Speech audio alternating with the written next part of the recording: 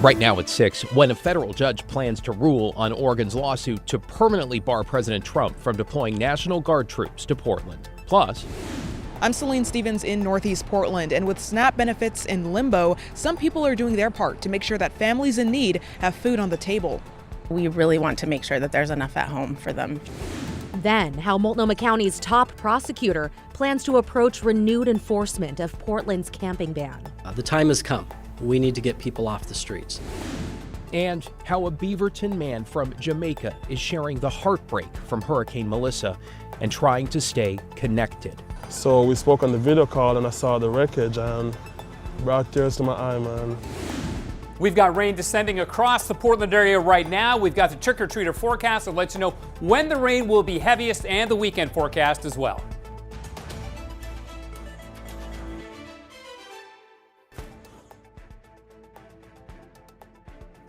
Good evening, everyone, and a very happy Halloween. David Molko and Christine Pinawanch here with you on this Friday with the rain already moving in as trick-or-treaters hit neighborhood streets. Yeah, you can see it rolling in there. Matt, this is just the start of what's to come. Yeah, that's right, Christine. It has turned rainy. It pretty much came in right on schedule, so I guess we can be thankful for that. This is the top of Providence Park, our camera, the Providence Park Skycam, and you can see the roof there is just soaking wet. The birds don't seem to mind.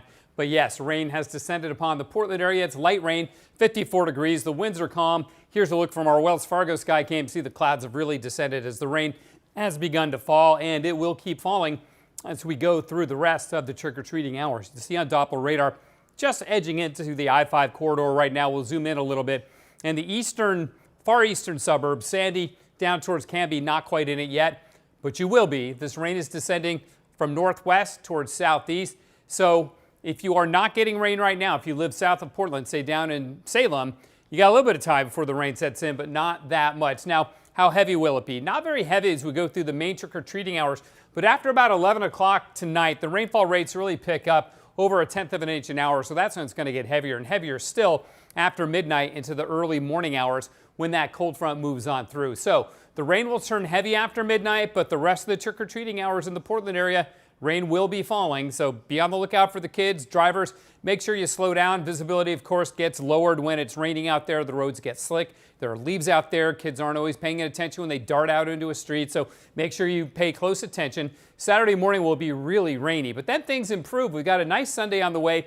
Monday's looking good as well, and coming up, we'll let you know why you're going to want to take advantage of those 2 days as much as you can. Guys? There's always an upside. Thanks, Matt. The reality is there's $6 billion under a obligatory program that is locked in to the process of the United States Congress. We ought to use that money and to help people who are hungry.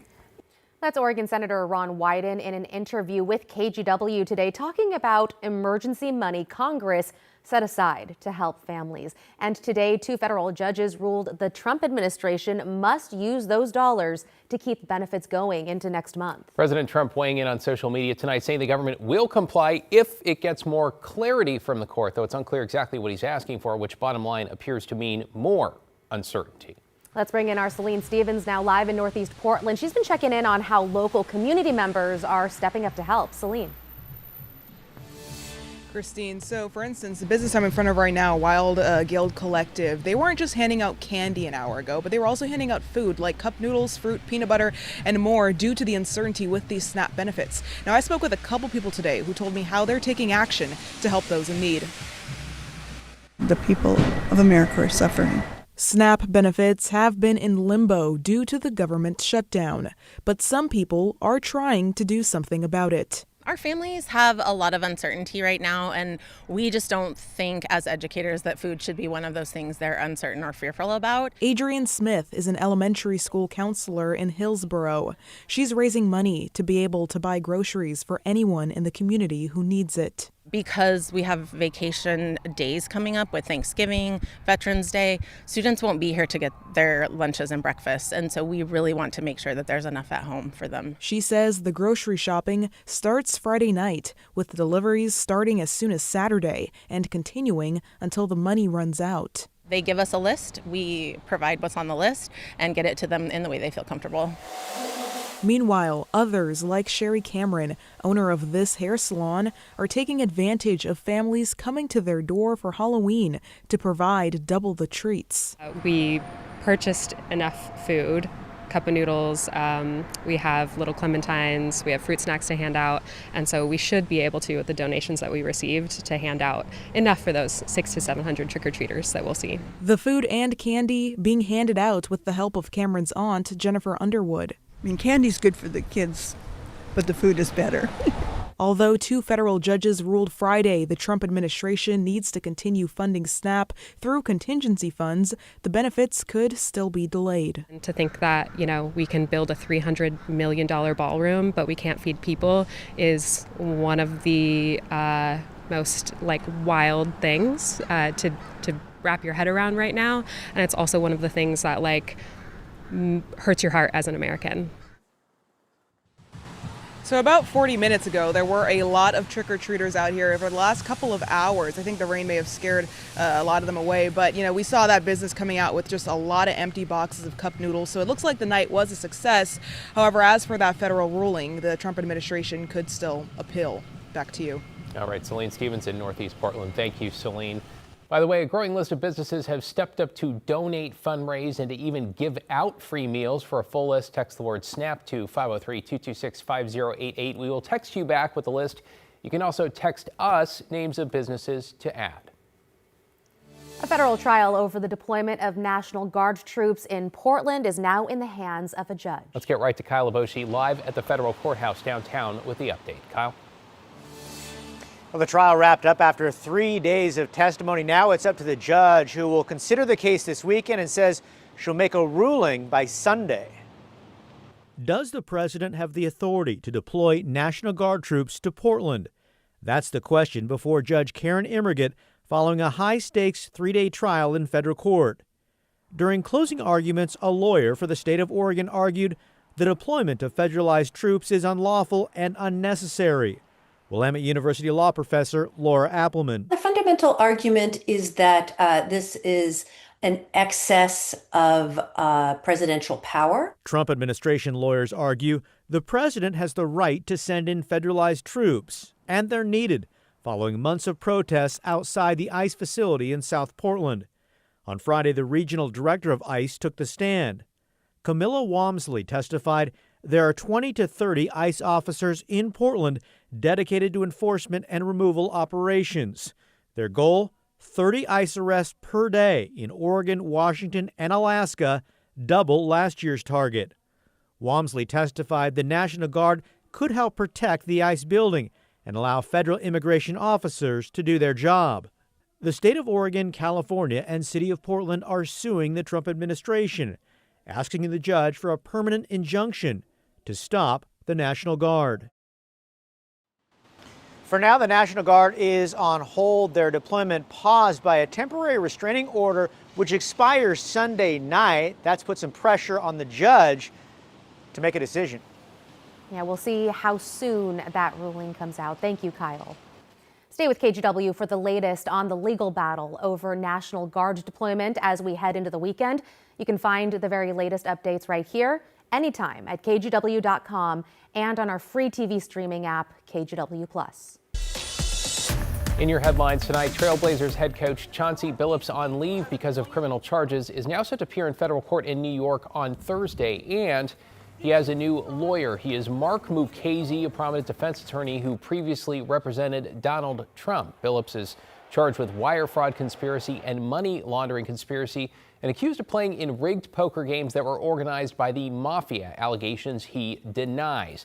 In a second indictment, prosecutors allege a person matching Billups' playing and coaching history told someone about the Blazers' plan to rest players and, quote, tank a game for a better draft pick in 2023. Ultimately, they allege, helping gamblers rake in a profit. Billups is not charged in that case. Two of the three men charged with attempted murder in the violent assault of a TriMet bus rider were ordered held without bail today. The incident happened October 15th at a bus stop on Southeast Stark Street and 142nd Avenue. Prosecutors say three men tried to board a bus, but one of them was smoking. A man on the bus confronted the trio for slowing down his ride to work. Graphic video played in court today showed what happened next, with prosecutors describing it as a brutal 3-on-1 beatdown of the victim. Two of the men, Griffey Tom and Audrey Yasiki, appeared with attorneys asking for conditional release, but the judge decided to keep them locked up after hearing the state's case. Someone could brush by them, and we saw what happened. 10-minute beatdown. The victim almost lost his life in this matter, Your Honor. There's no reason for anyone else in the community to be at risk.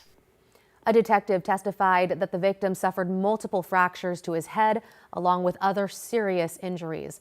No update on his condition.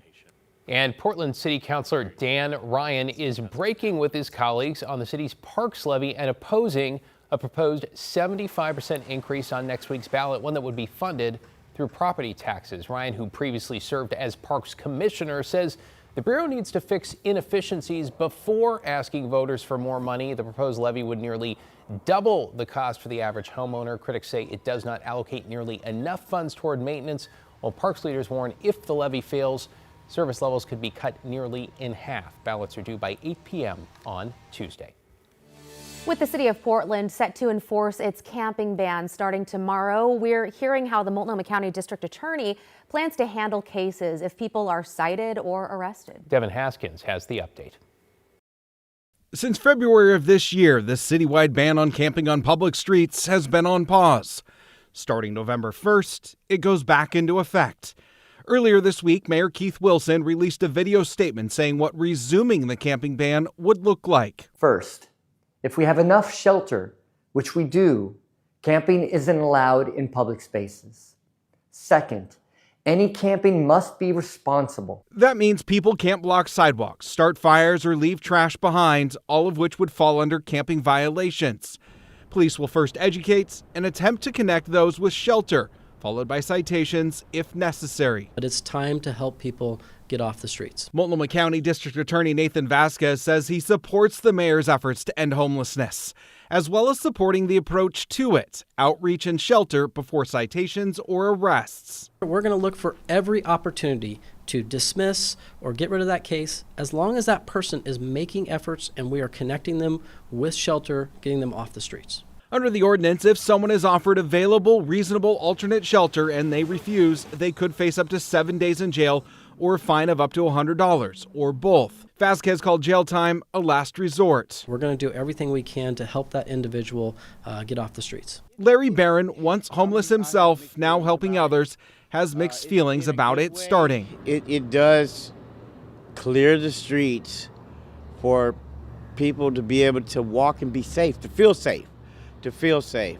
But on the other side of that coin, these people do need a place to be. One of the changes to the new camping ban that the city has removed is the repeated warnings about not camping before a citation can be issued. And certainly, I don't believe that we can arrest our way out of something.